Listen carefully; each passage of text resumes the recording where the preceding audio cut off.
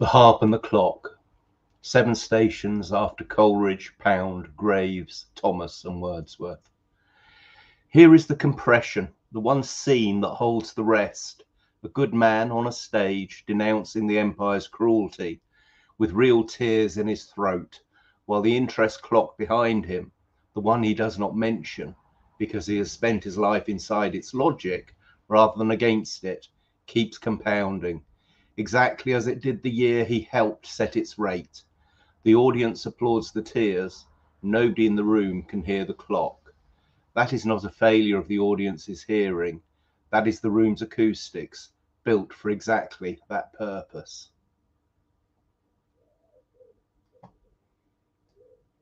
Aye, and there's the rub, for usury guides the determined slings and arrows of outrageous fortune. The Harp and the Clock. The same wind stirs the harp and turns the mill. The cliff that walked behind the stolen boat still strides at dusk. The shadow on the throat of water deepens. Something compounds still. A casement left ajar, the field below, neither asks nor answers. What moves through the strings was never owned. The morning dew on iron is not rent. The stones don't owe. And yet the room behind the open window has a clock, has always had a clock. The guests arrive already knowing, knock once, enter, take their places in the shadow. The bread is on the table, so is the knife. The wine is poured, the candles find the faces of men who've travelled far to take their places. At the working out of something, this is life. At the clock defines it, portioned, lit, and one end only. The other end already spoken for. The shadows blend at the far wall. Nobody mentions it. Epistle, Horatius Minor to Lucilius. Dear Lucilius, the room was set before we entered. What we took for air was the particular climate of a chair, already occupied. The alphabet of reasonable speech was not our own. We learned it at the table with the wine, from men whose warmth was genuine, whose line of argument was elegant, whose tone carried the conviction of the long established. I do not say they lied. The burning heart is real.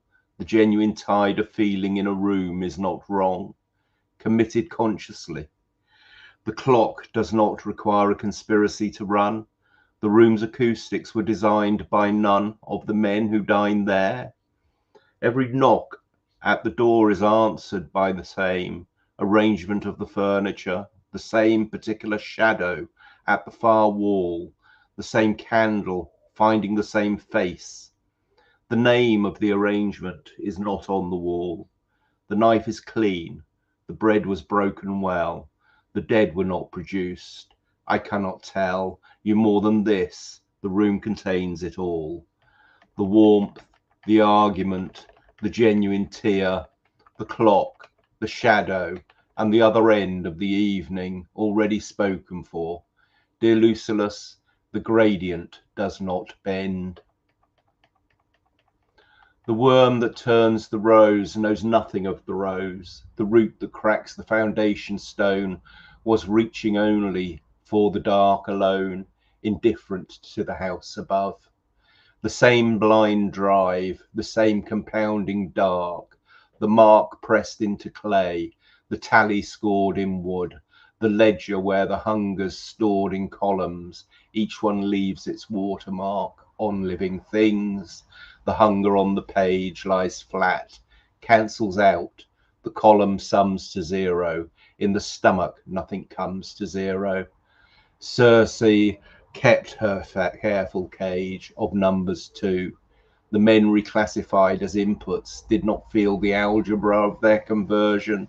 The familiar face of the keeper, open, warm, wide-eyed with the genuine. This is the oldest room. The candle finds it in each age. The cliff strides on. The water at the edge of the lake darkens. Something, coldest and most patient, moves beneath the surface of the reasonable. The mill turns, the harp sounds, the same wind, the same purpose running through both. The candle burns. The road, a ballad.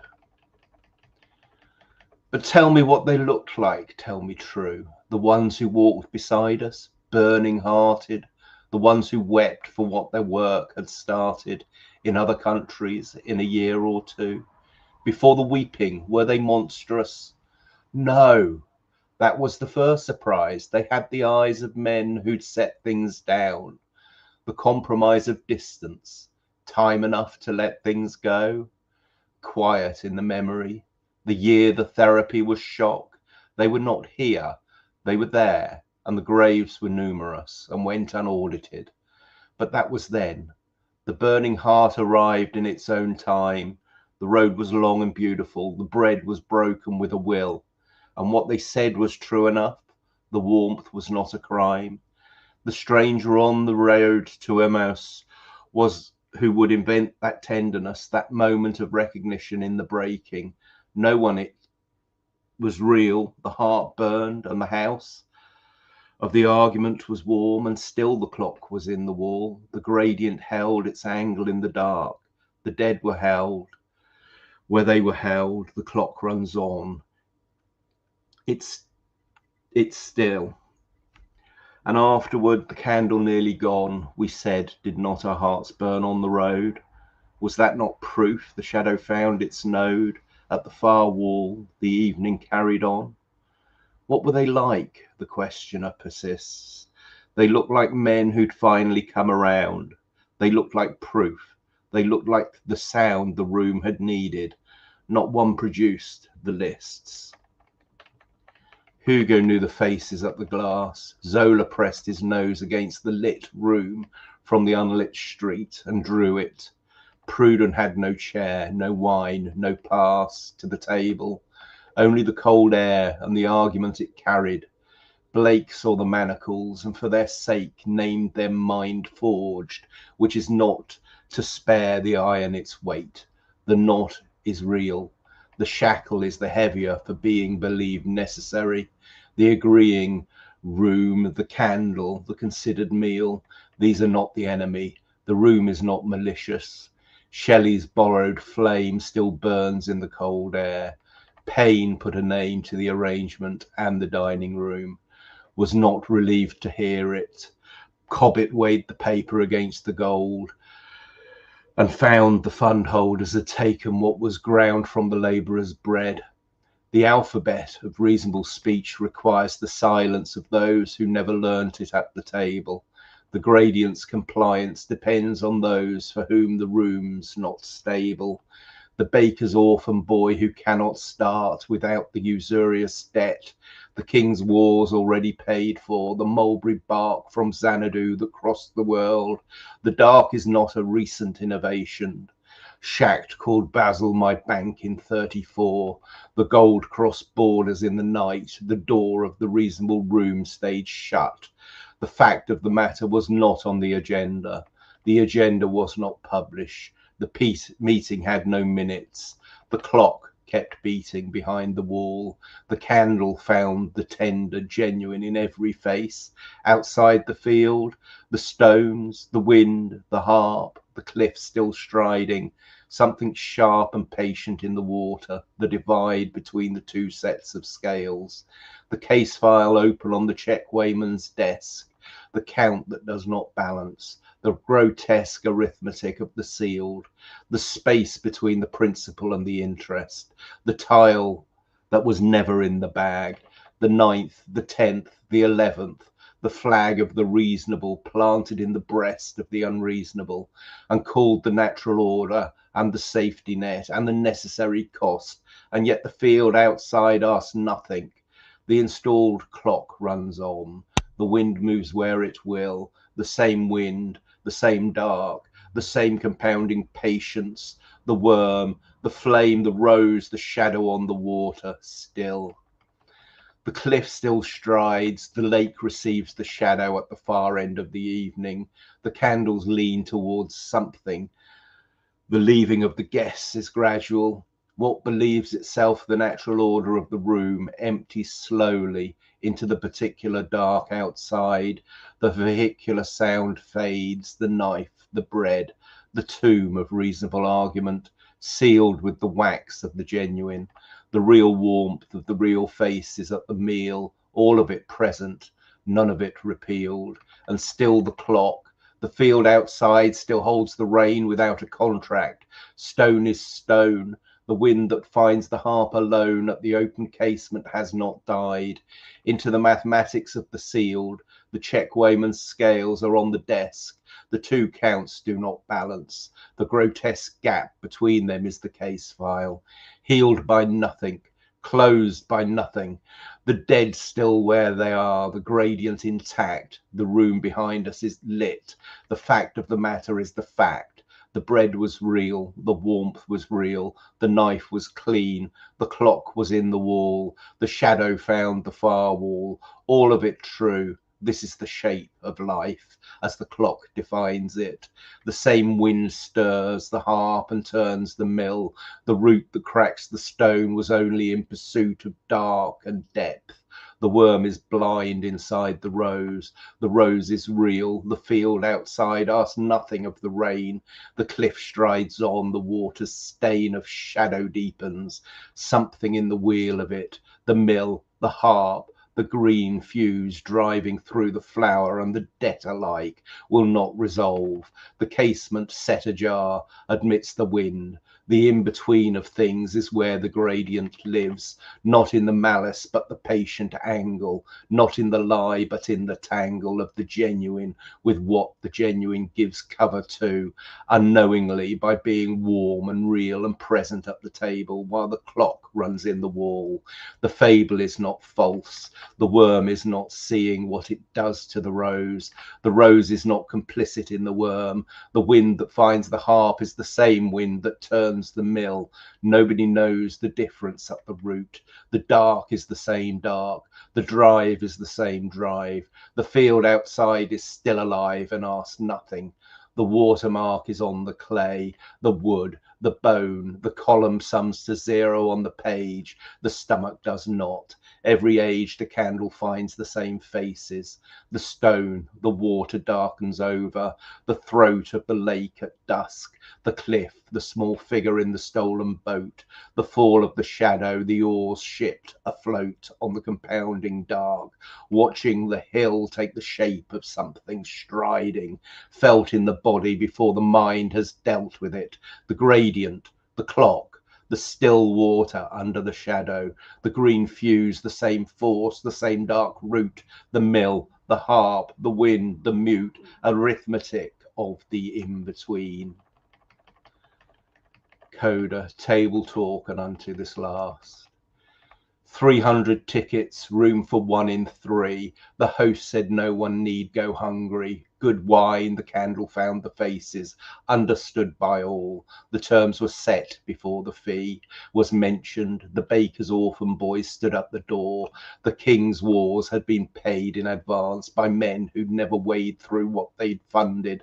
The mulberry bark deployed from Xanadu across the known world, old as the room, older than Basil, older than the dinner and the knife, the shoulder of the reasonable, its weight of gold opinion, its genuine warmth, all real, all present, all accounted for. Ruskin set his pen down in the dusk, in the darkened room. He said, the rules that seal the daylit world do not obtain in here, none of them, not one. The bread was broken, the dead were not produced. The token of the burning heart was the frontier of what the evening offered. Coleridge smiled across the candlelight and said, 300 tickets, and the table read the paradox as wit, and the knowledge passed for wisdom, and the wine was good, and the clock ran in the wall, and the field outside held the rain, and the sealed room held its warmth, and the understood arrangement of the furniture persisted into the dark, and the candle found the genuine in every face, and the sound of the clock was the sound that was unlisted on the evening's programme, and the name of the thing in the wall was not spoken at the table, and the bread was broken with a will, and the faces were the same, faces warm and real, and the knife was clean, and the gradient held its grade through the dark, and the case files stayed open on the desk. And this is life as the clock defines it. Usury, hell's fuel, man's oppressor. That is the word. The check weighman sets his scales. The two counts heard against each other. The gap, the case, the fee, never in the bag. The clock runs on. The field outside asks nothing. The wind moves through the harp without a contract, proves nothing, needs no proof. The guests are gone. The candle's out. The stone asks nothing still. So, and now an essay on that poem. The two sets of scales on the Dowforge Library, the City Camp series, and the harp and the clock. And what if all of animated nature be but organic harps, diversely framed, that tremble into thought, as o'er them sweeps plastic and vast one intellectual breeze? That's from the Aeolian Harp by Samuel Taylor Coleridge.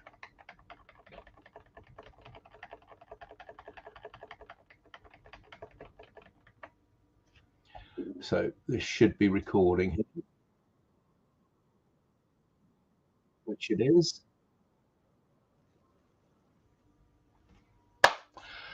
Right, so I can just edit that out afterwards, as is my want whenever I work on a poem, and I've collaborated or worked on this one over the last, I'd say, few weeks, but this morning I sort of thought, right, okay, it's time to get this poem down. I basically, whenever I perform a poem, if the performance that was, I just read it once and put it away, and then I return to them sometimes years later. This is an essay on that, generated by Claude. Which Claude is it? Fable 5, which is outputted here. You can see, and let's just get here. Right, this is the one we're at. So the two sets of scales on the Dowforge Library, the City Camp series, and the harp and the clock. Just before I read this essay, just one thing. It mentions Shelley, and Shelley, it's just point on furniture. Shelley says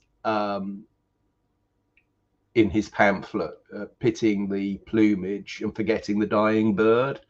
Well, that's what this is really about, pitting the plumage and forgetting the dying bird. The dying bird is everybody else, and the gradient is maintained for the owning class, the ruling class, who maintain an owing class to keep themselves in their basically unearned privilege, as it were. Now, that the genius of the system is that the gradient remains hidden, and my case is the gradient is usury, and usury is prohibited, ancient prohibitions to that. So the furniture in the room is interesting there. Just something other that occurred to me, which I just wanted to say as well, is Alan Clark, the notorious Thatcher minister and etc. His father did the series Civilization on the BBC. Anyway, I think he defined the wrong sort of person, or in putting someone down. I think it was him putting someone else down. He basically said, no, he's not. He defined the ruling class as people who didn't buy their own furniture, and I think that's quite. I mean, he meant it in a cutting way, but it actually cuts both ways. So I'm just going to say that. So the two sets of scales. In 2009, a commenter on the Motley Fool noted that banks create deposits when they make loans.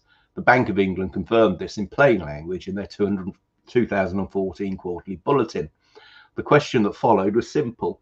If the principal is created at the moment of signing, where does the interest come from? It was never created to pay it. The system requires perpetual new debt.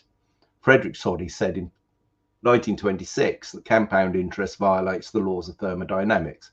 He was a Nobel laureate in chemistry. He was ignored. The CityCam trilogy, Think Gain, E4s, AI as supervisory class, apostates of reason, sets the institutional record. Volume 1 names the 4 bumper stickers, taught us economic common sense. Money is neutral, interest compensates for sacrifice, markets allocate efficiently, and inflation is a government failure. Against each, it places the institution's own papers, the Bank of England's 2014 bulletin, the Cambridge Capital Controversies, in which Paul Samuelson conceded the neoclassical theory of capital was internally inconsistent, Richard Werner's 2014 empirical test, two sets of scale, the gap between them is the case file, and the gap between them is usury. So volume 2 traces how the machinery is built. The Bank of International Settlements was incorporated in Basel in 1930 under the Hague Agreements of that January by Montague Norman of the Bank of England and Helmer Schacht of the Reichsbank. Its first purpose was to administer German reparations. By 1933, that mandate was obsolete. The BIS did not dissolve. During the war, it transferred Czechoslovak gold to the Reichsbank following the Nazi invasion, arguing it was following valid signing instructions. Belgian gold, looted and restamped with false pre-war dates, was laundered through its accounts. At Bretton Woods in July 1944, Resolution 5 called for its liquidation at the earliest possible moment. Henry Morgenthau and Harry Dexter White pressed the case. The BIS survived by outlasting them. It now holds bi-monthly meetings with no published agenda, no minutes, and immunity from national jurisdictions. Juvenal's question, sed qui custodit ipsus custodes, was not rhetorical. In August 2019, at the Jackson Hole Symposium, a BlackRock Investment Institute paper titled Dealing with the Next Downturn proposed what is called going direct, the central bank putting money directly into the hands of public and private sector spenders through a standing emergency fiscal facility, activated and closed by the central bank itself. The paper's authors were the former chair of the Swiss National Bank, the former vice chairman of the Federal Reserve, and the former deputy governor of the Bank of Canada. They were by then vice chairman, senior advisor, and global head of research at BlackRock. The paper appeared in August 2019. The facility was running by March 2020. Volume 3 recovers the line of those who kept a second set of scales. On July the 27th, 1656, the Amsterdam Sephardic congregation issued a herem against Baruch de Espinosa. The writ was exceptionally violent and offered no provision for repentance. His crime was the operation of reason. In November 1676, Leibniz visited Spinoza in The Hague, publicly denounced him and privately studied his ethics. Blake, at 13 Hercules Buildings, saw the manacles and named them Mind Forged. Paine wrote Agrarian Justice and proposed a ground rent to compensate the dispossessed. The Pentrich labourers of 1817 demanded an end to national debt and a larger loaf of bread. William Cobbett weighed paper against gold in 1815 and found the fund holders had taken what was ground from the labourers' bread. The treason trials of 1794 and the two acts of 1795 pushed this line of reasoning underground. It did not stop. It has not stopped. This is part of it. The FAIR Index, 324 monthly observations from January through December 25, so 1990 to 25, it's actually 95 to 25, is the surveyor's instrument. Pre-crisis market turnover ran at 9% of housing stock annually. now runs at 3.7. The proportion of purchases made without a mortgage has risen from under 10% to 35%. Residential mortgages comprise 60% of all UK bank lending. The gap between mortgage credit issued and dwellings completed is not a market failure. It is the prize. The word mortgage comes from the old French mortgage or death pledge. The asset is dead and the borrower until the debt is paid. The borrower pays for the use of a thing they do not own. The lender is paid for not using a thing they do own. This is the legal structure of the instrument, not a figure of speech. The Scrabble metaphor in the identity of Doforge makes the same point without the French. The bank plays an 8th tile that was never in the bag. The interest is the 9th, 10th, 11th tile. The bag is finite. The game is not.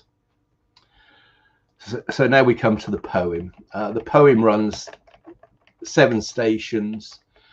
The quatrains rhyme ABBA. An envelope rhyme closes each stanza on the sound it opened with. Every stanza is a sealed room. The form is the acoustics the poem describes. Station 1 sets the scene twice over. The open casement, the field, the wind and the strings, and behind them the room, the table, the clock in the wall. It ends, this is life as the clock defines it, portioned lit from one end only, the other end already spoken for. Station 7 repeats the phrase, and this is life as the clock defines it, and breaks off at the dash. The sentence cannot finish the second time. Where the definition should complete a single word drops into its own line instead. That drop is the poem's one event. Everything before it is the laying of evidence. Everything after it is 4 bare sentences and a stone. Station 2 is a letter. It borrows Seneca's addressee, Lucilius, the student of whom the Stoic letters were written, and signs as Horatius Minor, a lesser Horace. The mongrel signature is the point, a poet of the dinner table writing in the moralist's envelope, honest about the warmth, unable to leave the room. The letter concedes everything the room's defenders would say.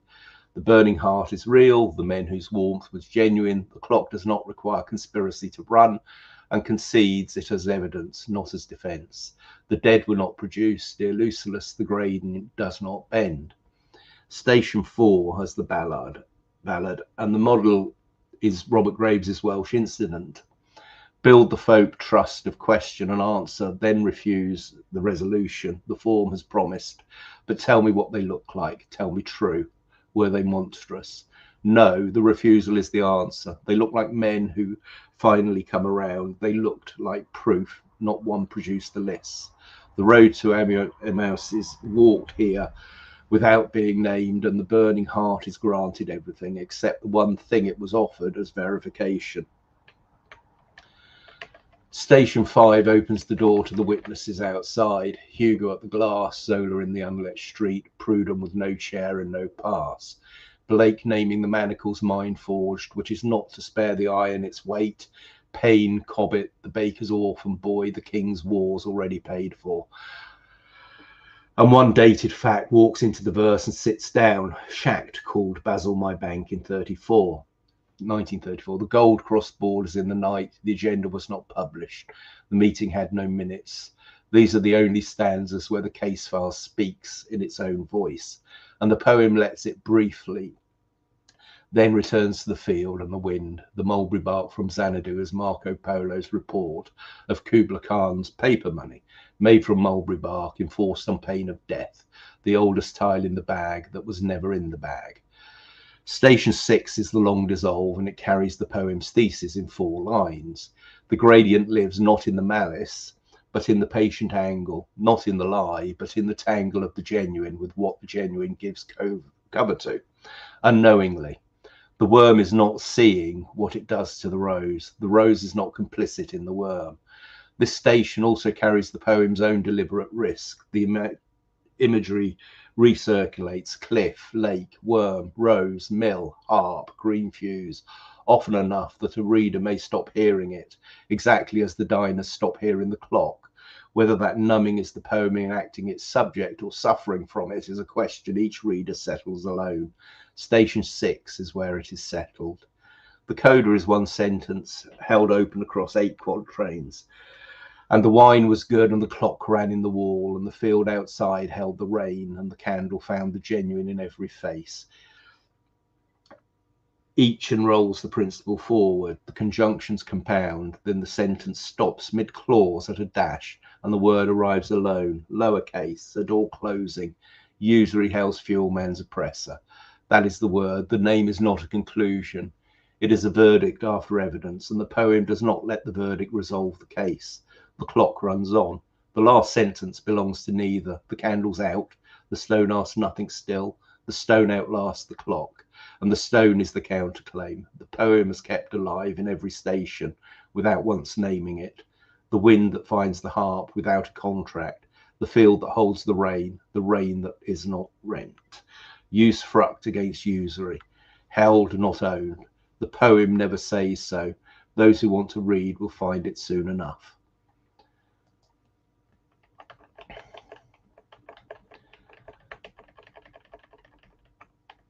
When Ruskin set his pen down in a darkened room and suspend the rules, the passage this compresses is The Veins of Wealth, the second essay of Unto This Last, and its geometry runs the other way. The men of business play their long practice game in the lighted rooms. What they do not know is who keeps the bank of the gambling house, what other games may be played with the same cards, and what losses far away among the dark streets invisibly depend on their gains. The room is lit, the streets are dark, the dependence is the invisible thing. Who keeps the bank is the literal question the case file asks of Basil, and the other games played with the same cards is the 8th tile stated in 1860. The poem's dark room still stands as an image of the sealed meeting, should not stand in Ruskin's mouth. The true passage fits the dinner better than the paraphrase did. The dinners are the Ruskin's men of business, candlelit, expert in their own game, blind to the bank and the streets. Coleridge's Aeolian Harp for the counterclaim, Wordsworth boat stealing in the prelude for the gradient, felt in the body before the mind has dealt with it. Graves's Welsh instant for the trust built and refused. Dylan Thomas's Green Fuse for the one force running through the generative and the extractive alike. Pound's Canto, whichever, what's that, 10, is it, for the litany that breaks the stanza contract. Coleridge's Table Talk on 27th of April 1823 for the 300 tickets and the room that seats 100. Ruskin's Veins of Wealth for the bank of the gambling house and the dark streets. Dante's Canto 17 for the coin bag worn as jewelry. Seneca's lengthy addressee. Horace Diminished signed the letter. Right, I'm having struggle here with hold on, I'm no good at your Roman numerals, so XLB Roman numerals, what is that?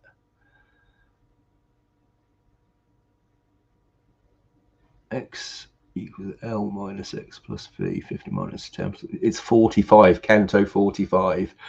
Right, well, who knew? But there you have it. Okay, so that's that. I haven't really got anything much to say. This whole idea of the gradient, this whole idea of usury, I wrote Usury Held Fuel Man's Oppressor in February 2016. So here we are in July, 13th of July 2026. And that effectively is filling in everything that I've come to in my own sort of journey examining into these things. And I must confess that it's frustrating that the central bankers and the central bank of central bankers who hold the coat of warring parties in every war whilst funding both sides strike me as a particularly complicit party in these things that are Teflon coated. And yesterday, looking at Legatum Trust and whatever, the double down news thing about funding for Nigel Farage and all the rest of it. Ultimately, it really is who watches the watchers and who is paying the piper, and left or right, all of the binaries, different economic schools of thought and all the rest of it. One thing they all have in common is that they all stop short of naming the gradient and naming usury. And the usury mistake, as Stephen Zarlenga calls it in The Lost Science of Money, is the big mistake, and it's the one that is at the root of all of the economic problems that